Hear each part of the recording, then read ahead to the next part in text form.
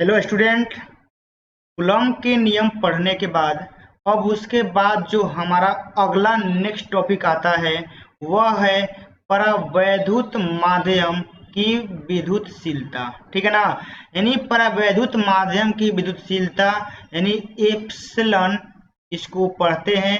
इसका कहानी क्या है इसके बारे में हम लोग जानेंगे। देखिए, इसके बारे में हमने यहाँ कुछ लिखा है, थोड़ा इसको पढ़ लेते हैं। इसको परावैद्युत माध्यम की विद्युतशीलता कहते हैं। इसको एप्सिलॉन नाम से जानते हैं। देखिए, इसको पढ़ने का दो तरीका है, या तो आप इसको एप्सिलॉन पढ़िए और नहीं तो एप्सिलॉन पढ़िए। दोनों में से कोई पढ़िएगा, कोनो गलती नहीं है, सब सही है। यानी एक एप्सिलॉन और नहीं तो एक एप्सिलॉन, दोनों का दोनों सही है। बोलचाल में दोनों सही है। देखिए, इसके पीछे कहानी क्या है, लिखावट में मत जाइए। जो यहाँ हम बताते हैं इसको आप लोग नोट कीजिएगा। देखिए, यहाँ इसको हम लोग पढ़ते हैं एप्सिलॉन। एप्सिलॉन बराबर आपका होता है एप्सिलॉन नॉट गुना एप्सिलॉन आर। ठीक है ना। यही आपका मेन फॉर्मूला होता है और इसी को थोड़ा सा कॉम्प्लिकेटेड बनाया जाता है लैंग्वेज में लिख के। लेकिन आपको यहाँ से कुछ नहीं लिखना है। परावैद्युत माध्यम का विद्युतशीलता एप्सिलॉन लिखने के बाद जो यहाँ से पूरा हम नोट मतलब लिखे हुए हैं इसको लिखिएगा और इसके लिखने के बाद ये वाला नीचे वाला लिखिएगा। जो यहाँ लिखे हैं एप्सिलॉन बराबर ये वाला नीचे लिखिएगा। तो यहाँ से देखिए आपका एप्सिलॉन नॉट का मान कितना आ जाएगा, आप ही लोग बताइए। एप्सिलॉन बाटा में क्या आ जाएगा, एप्सिलॉन आर। आप इसको भी फॉर्मूला के रूप में यूज कर सकते हैं, ठीक है ना। और नहीं तो यहाँ से आपका एप्सिलॉन आर का भी मान आपसे पूछ सकता है। तो एप्सिलॉन आर का मान क्या होगा, एप्सिलॉन बाटा में आपका क्या हो जाएगा, एप्सिलॉन नॉट। तो यह आपका फॉर्मूला हो जाएगा। ठीक है ना। तो एक फॉर्मूला से देख रहे हैं ना हमने कितना फॉर्मूला बना दिया, दो फॉर्मूला। तो आप बस इतना ही नोट कीजिएगा। बाकी और किसी चीज के जो लिखावट हम लिखे हैं इस पर ध्यान आप मत डालिएगा। जितना हम बोले हैं उतना ही अपने नोटबुक में लिखिएगा, उतना ही आपके लिए सफिशियंट होगा। अब उसके आगे थोड़ा हम और आगे बढ़ते हैं तो देखिए क्या आया है कि आकर्षण या प्रतिकर्षण बल की परिभाषा। मतलब यहाँ से समझिएगा कि आकर्षण बल और प्रतिकर्षण बल क्या होता है, उसका हम लोग डिफिनेशन कैसे देंगे पूरा हमने यहाँ लिखा हुआ है। आप इसको अच्छे से नोट कीजिएगा। जैसा कि आप लोग देखिए हम यहाँ लिखे हुए हैं कि हम पहले भी पढ़ चुके हैं कि दो समान प्रकार के आवेश एक दूसरे को क्या करते हैं, प्रतिकर्षित करते हैं। तथा दो विपरीत प्रकार के आवेश एक दूसरे को क्या करते हैं, आकर्षित करते हैं। इससे हमें यह ज्ञात होता है कि आवेशों के बीच एक बल कार्य करता है जिसे वैद्युत बल कहते हैं। खतरनाक थ्योरी है यहाँ से, इसको आप लोग नोट कीजिएगा, ठीक है ना। इसको आप लोग मिस मत कीजिएगा और यहाँ से नोट कीजिएगा, ठीक है ना।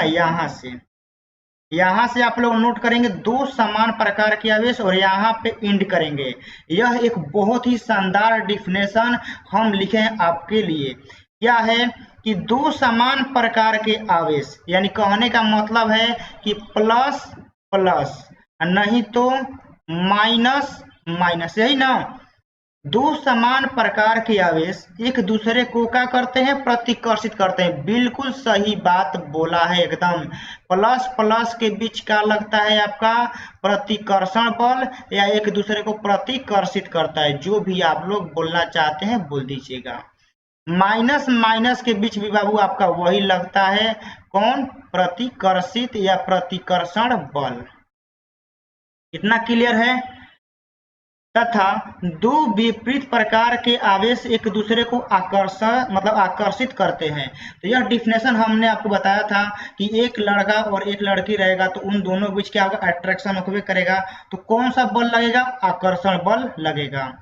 तो इससे हमें यह ज्ञात होता है कि आवेशों के बीच एक बल कार्य करता है, जैसे मतलब जिसे विद्युत बल कहते हैं। तो विद्युत बल का आपसे परिभाषा एग्जाम में पूछा जा सकता है कि विद्युत बल को या वैद्युत बल को परिभाषित करें, तो आप इस डिफिनेशन के द्वारा उसको परिभाषित कर सकते हैं। तो इसको नोट कर लीजिएगा। अब देखिए यहाँ हम कुछ आगे आपको नोट करवाए हैं, इसको भी आप लोग नोट कीजिए कि समान आवेशों के बीच लगने वाले वैद्युत बल को प्रतिकर्षण बल, मतलब देखिए समान नेचर, यानी नेचर दोनों का क्या रहेगा, सेम रहेगा। अब समान आवेश कहने का मतलब है कि प्लस प्लस नहीं तो माइनस माइनस, मतलब समान नेचर का बल रहेगा, समान नेचर का। तो बल कैसा लगेगा जी, मतलब बल कौन सा लगेगा, प्रतिकर्षण का बल लगेगा। तथा विपरीत आवेश, विपरीत आवेश कहने का मतलब है कि विपरीत नेचर, यानी वो आपके विपरीत सोचता है। तो मतलब आप सोचते हैं पॉजिटिव, वो सोचता है निगेटिव। तो विपरीत आवेशों के बीच कौन सा बल लगता है जी, आपका आकर्षण बल लगता है। अब विपरीत नेचर कहने का मतलब है, विपरीत आवेश कहने का मतलब है कि प्लस माइनस नहीं तो माइनस प्लस। तो ऐसा आवेश रहेगा तो इसके बीच कौन सा बल लगेगा, आकर्षण बल आपका लगेगा। तो बहुत ही शानदार डिफिनेशन के द्वारा हमने आपको आकर्षण अथवा प्रतिकर्षण बल का परिभाषा दे दिया है। यहाँ से इस पॉइंट को नोट कीजिएगा और एक बार अपने से जरूर सोचिएगा, ठीक है ना, आपके माइंड में सेट हो जाएगा यह बात। अब इसके बाद थोड़ा सा और आगे बढ़ते हैं और मेरे भाई इसके बाद अब देखिए क्या है कि हम आपके लिए कुछ इंपॉर्टेंट क्वेश्चन लिखे हैं, ठीक है ना, यानी जो कंसेप्ट हम आपको अभी तक पढ़ाए हैं उससे क्वेश्चन बनता है एग्जाम में डायरेक्ट। तो उसी क्वेश्चन को हम यहाँ पर लिख के लाए हैं और आप यहाँ से एकदम बारीकी से आप देखते जाइएगा और आंसर कमेंट बॉक्स में बताते जाइएगा कि हाँ आपको याद है कि नहीं है।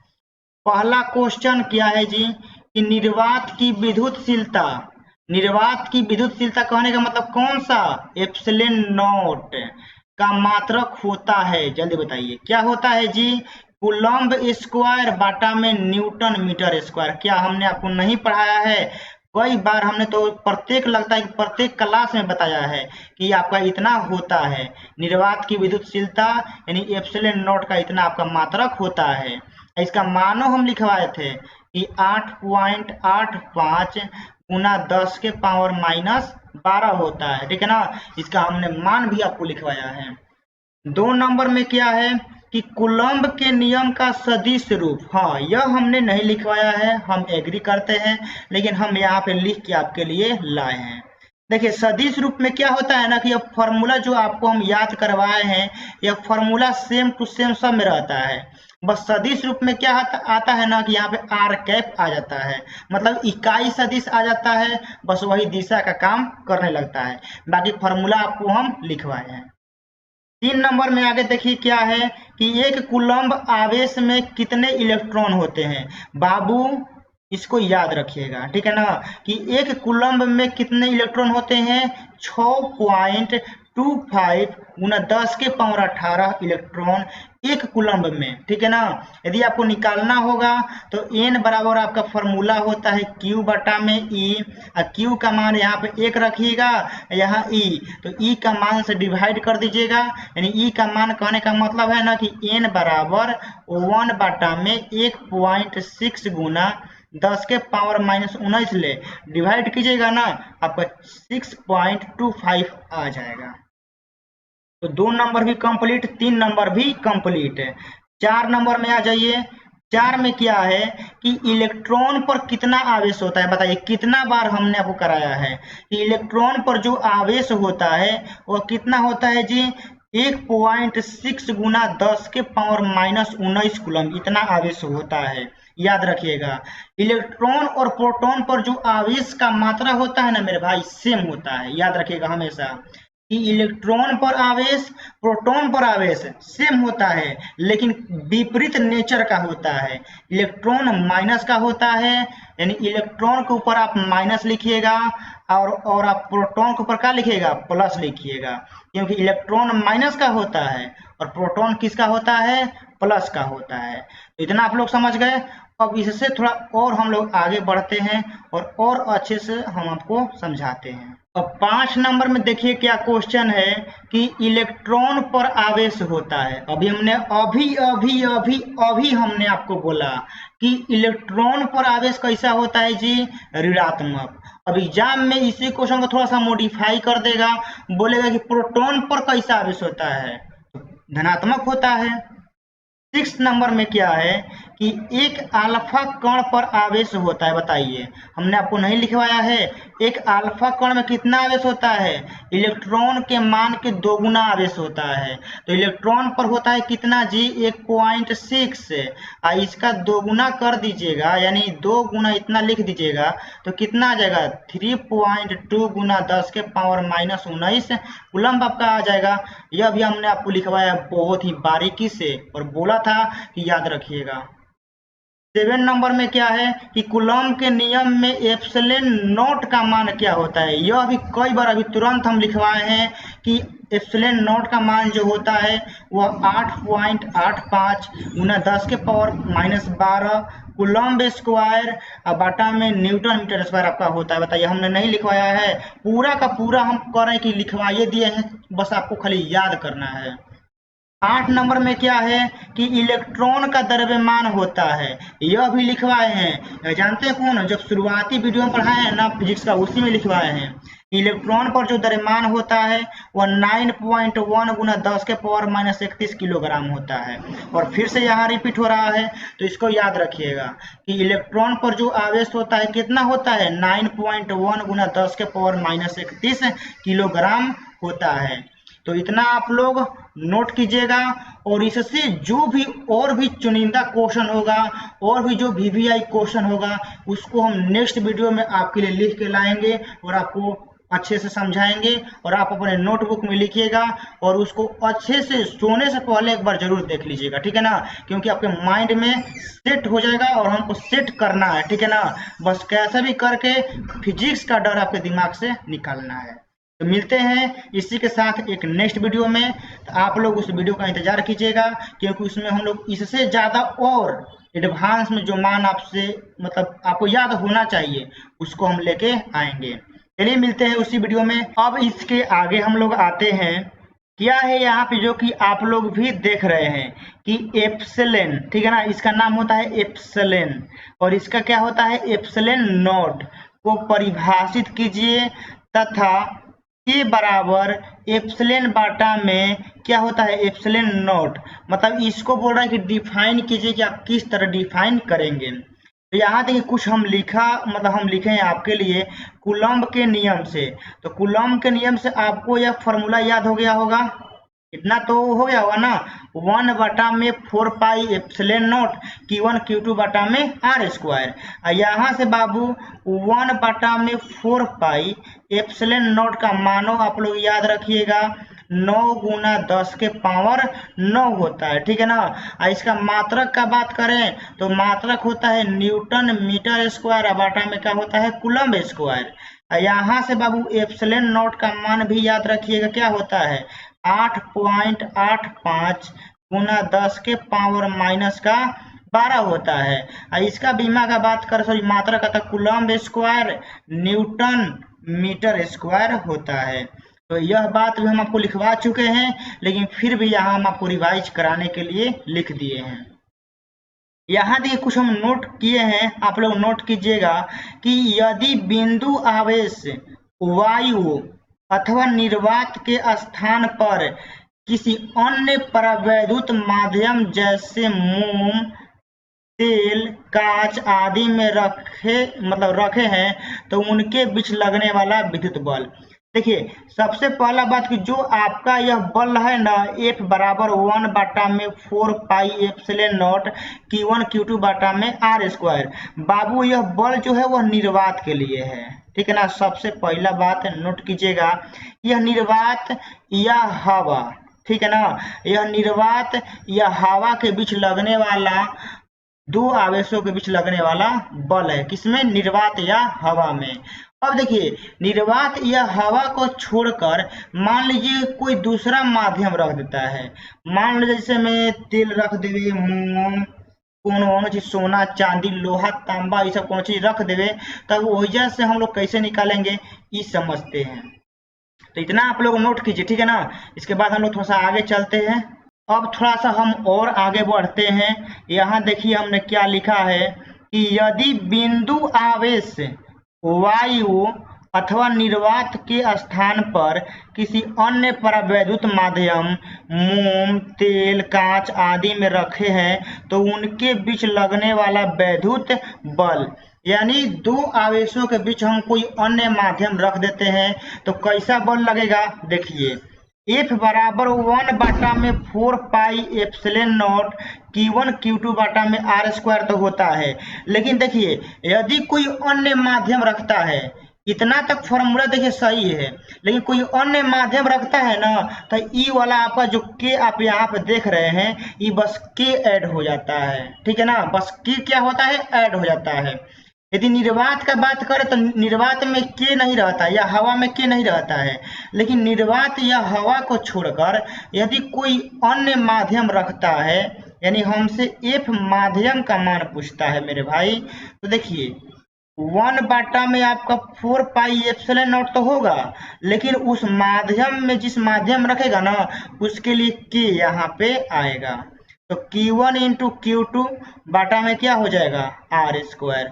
अब इस के का मान आप लोग सोच रहे होंगे कि क्या होगा, तो बाबू ये डिपेंड करता है कि इसके बीच कैसा माध्यम रखा गया है, यानी जैसा माध्यम वैसा के का मान। तो यहाँ हम लिखे भी हैं कि के एक नियतांक है जिसका मान वायु अथवा निर्वात के लिए 1 होता है तथा अन्य परावैद्युत माध्यम के लिए क्या होता है, 1 से अधिक होता है। तो हम यहीं पे एक पेज पे आपको समझा दे रहे हैं और इसको अच्छे से नोट कर लीजिएगा, ठीक है ना। यहाँ पे एक आपको पेज के द्वारा हम समझा दे रहे हैं और इसको लिख लीजिएगा। यहाँ हम लिख दे रहे हैं माध्यम का नाम, माध्यम का, एक मिनट, माध्यम का नाम, यहाँ लिख रहे हैं के का मान, ठीक है ना, के का मान या एप्सिलॉन आर भी कहते हैं, ठीक है ना, एप्सिलॉन आर का मान। देखिए यहाँ 1 नंबर में वायु या निर्वात,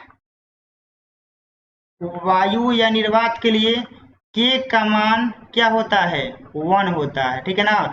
चाहे एप्सिलॉन आर, देखिए के याद करिए चाहे एप्सिलॉन आर याद कीजिए, दोनों एक ही होता है। तो दोनों के लिए हवा या निर्वात के लिए मान कितना होता है, 1 होता है, ठीक है। दूसरा कांच के लिए, कांच के लिए याद रखिएगा ना के का मान कितना होता है, 5 होता है, 5 ले सकते हैं। जनरल देखिए किताब में नहीं दिया है तो आप के का मान 5 लिखेंगे, और नहीं तो कांच रखेगा ना तो वह देगा। 3 नंबर में आप लोग यहाँ पे जल रखिएगा। जल के लिए देखिए के का मान कितना होता है, 80। जल कहने का मतलब है जल या पानी। यहाँ 4 नंबर में आप लोग लिख लीजिएगा धातु। धातु कहने का मतलब है कि सोना आप लोग ले सकते हैं या चांदी ले सकते हैं या आप लोग लोहा ले सकते हैं या एल्युमिनियम ले सकते हैं, ठीक है ना। तो इसके लिए जो के का मान होता है वह इन्फिनिटिव होता है, यानी क्या होता है, अनंत, ठीक है ना, अनंत होता है। तो ये बतिया आप लोग नोट कर लीजिएगा। तो पूरा आप लोग इतना नोट कर लिए होंगे कि कैसे कैसे वर्क होता है, ठीक है ना। अब यहाँ से थोड़ा और हम लोग आगे बढ़ेंगे, लेकिन आप लोग इतना नोट कीजिए। इसके बाद और जो भी कंसेप्ट होगा ना उसको हम लोग नेक्स्ट वीडियो में आप लोग बारीकी से हम जरूर समझाएंगे। तो इतना तक नोट कीजिएगा, और अब इससे जो आगे होगा ना उसको हम नेक्स्ट वीडियो में जरूर बताएंगे। चलिए, जैसा लगा क्लास आपको कमेंट बॉक्स में बताइएगा। मिलते हैं इसके नेक्स्ट पार्ट में। जय हिंद, जय भारत।